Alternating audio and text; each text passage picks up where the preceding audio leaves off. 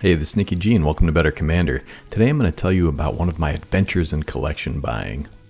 I had a really interesting transaction the other day. I was at the gym farting around when my phone alerted me that someone on Facebook Marketplace had listed a bulk MTG box. I took a look at the pictures. There was an entire shoebox and a big blue Walmart bag full of cards for $40. Okay, I said to myself, let's roll the dice. I contacted the young lady and we agreed to meet that afternoon. I arrived to a rather seedy part of a neighboring city. The house is canted to one side on a steep hill, police tape flapping in the sultry July sun. A gentleman eyed me from the porch of a duplex nearby, smoking a cigarette. I could see the thought bubble forming above his head. Should I kill this guy? He looks like he maybe has $40 on him, but it really ain't worth $40. I messaged the seller. I told her I was ready to pick up. Her response was surprise and incredulity that I would have the audacity to show up at exactly the time we agreed upon. She said she'd be right out while I calmly plotted an exit plan. She came out through the door of a neighboring building that had the nice man smoking out front, which was not the address we agreed on, but whatever. Another gentleman accompanied her who appeared a bit overdressed for the 90-degree weather in a long leather duster. She appeared, clean, well-dressed, but somehow scattered and in a rush. But, as promised, she was carrying a beat-up shoebox bursting with cards and a blue Walmart bag also filled with MTG cards and sleeves. I handed her the $40, said thank you. She said, well, I have no idea what's in there. I said, that's fine, I'm rolling the dice today. I like going through old cards, I appreciate it. She turned to her companion and said, there's my drug deal for the day. And she kind of laughed and I said, yeah, mine too, as I closed the door to my car and drove off. When I got home, I laid out a playmat and started going through the cards. I picked up a chunk from the bag and immediately saw a copy of Lightning Greaves from the original Commander product. I saw some comments from New Phyrexia and started to get real hyped. All right, I said to myself, this is going to be good. There was a bit of cat hair in the collection, but thankfully no cat urine. My hands itched and I had to change my shirt after going through the box, slightly allergic to old cat hair. I hate cats in general, but I like cats when they're cool, want to hang out with me. I like a Rabo. Yeah, so I'm sitting there separating all the junk out. My heart kind of skipped a beat when I saw the rare symbol for New Phyrexia. A light play birthing pod. Nice. Dug right in. Birthing pod is 3 and a green Phyrexian mana for an artifact. It has 1 and a green Phyrexian. Tap it. Sacrifice a creature. Search your library for a creature card with mana value equal to 1 plus the sacrificed creature's mana value. Put that card onto the battlefield, then shuffle. Activate only as a sorcery. This collection ended up having 2 of these in light play condition. Birthing Pod is great in a deck where you're sacrificing creatures, need creatures for specific combos, or have tokens that go away at the end of a turn like Kiki Jiki's effect. The 2 Birthing Pods paid for the collection plus the Lightning Greaves, and I was only about, a fifth of the way through. As I dug deeper and deeper, I found some solid role players like Solemn Simulacrum, 2 Boros Charms, a Rakdos Charm. Really nice stuff. Well, wait a second, hold up, what's this? Praetor's Grasp. 1 black for a sorcery. Search target opponent's library for a card and exile it face down. Then that player shuffles. You may look at and play that card for as long as it remains exiled. I mentioned this card in a recent video and it's one of my favorite cards of all time.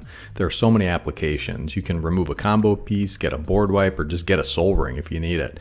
This thing sits at about $10 to $12 and was in great condition once you brushed off all the cat hair. Oh shoot, man, this box was off the chain. Oracle of Moldiah, which is perpetually $12. Oracle of Moldiah is 3 and a green for a creature, Elf Shaman. It's a 2/2. You may play an additional land on each of your turns. Play with the top card of your library revealed. You may play lands from the top of your library. Sweet fancy Moses, I exclaimed. Digging deeper into the box, I saw a Hero of Bladehold. So this is 2 white for a creature. Human Knight, it's a 3/4. It has Battle Cry. Whenever Hero of Bladehold attacks, create 2 1/1 white soldier creature tokens that are tapped and attacking. Unfortunately, the little hero atop the mechanical steed was bent, damaged, but sleeve playable. Probably not worth a ton of money. You think that's it? Well, there's a Torpor Orb in there as well. Torpor Orb is 2 generic mana for an artifact. Creatures entering the battlefield don't cause abilities to trigger. I use this in Talran as I have no ETB effects in that deck. This can really hose commander decks as ETB effects are rampant. Unbelievably, there was also an Urabrask the Hidden, 3 red for a legendary creature, Phyrexian Praetor. It's a 4/4. Creatures you control have haste. Creatures your opponents control enter the battlefield tapped. I slotted this right into Grevin Predator Captain. That deck loves haste effects, and you don't want Grevin chilling there doing nothing while your opponents queue up your removal. There were several Tovolar pieces, 2 Mayor of Avabruck, a couple of the red werewolves. This was a goldmine box. Lots of Innistrad, Mirrodin, Besiege, New Phyrexia. Very unexpectedly, there was one Ristic study. I did not see this coming. I saw no other prophecy in this box. I recently bought 2 of these from a separate seller, and at this point I was covered in cat hair. I had big files of bulk and a pretty sizable stack of about 100 cards that I'd be keeping to put away later. In the absolute last chunk of cards at the very end of the box, as I was about to start cleaning up the mess in front of me, I pulled out this beauty. Earthcraft, 1 and a green for an enchantment. Tap an untapped creature you control, untap target basic land. I was over the moon. I yelled. It was in great shape, maybe moderately played condition. I verified the authenticity under a jeweler's loop.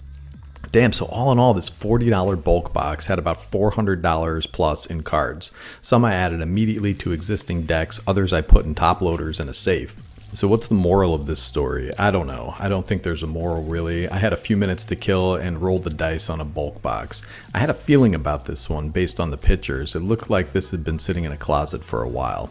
This has happened to me before, and some question the moral ambiguity when something like this happens. Should I find this lady and go compensate her more, or should I return the Earthcraft to her? Heck no, I did the work of going through the box with no guarantee of anything worthwhile.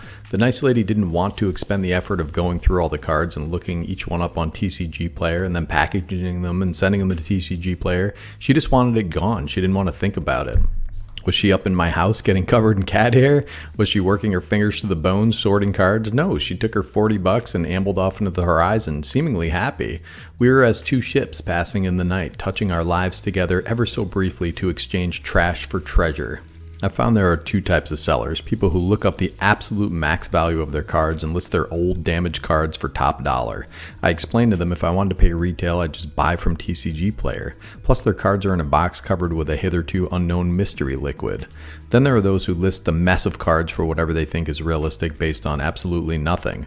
Sometimes they say $250 for a little bulk box, and I'd pass on that for sure. But a shoebox of disorganized cards is something I'd throw $40 at. I mean, it's realistic. I actually have one lined up right now for $25, and it's worth it just for the 2 deck boxes and the pictures. The cards may be worth nothing. I don't know. The guy could just go through them and sell them if he wanted to. I guess that's kind of the moral. You don't get the reward unless you're willing to do the work and take the chance. Anyways, thanks for watching. This is going to be Nicky G from Better Commander, signing off.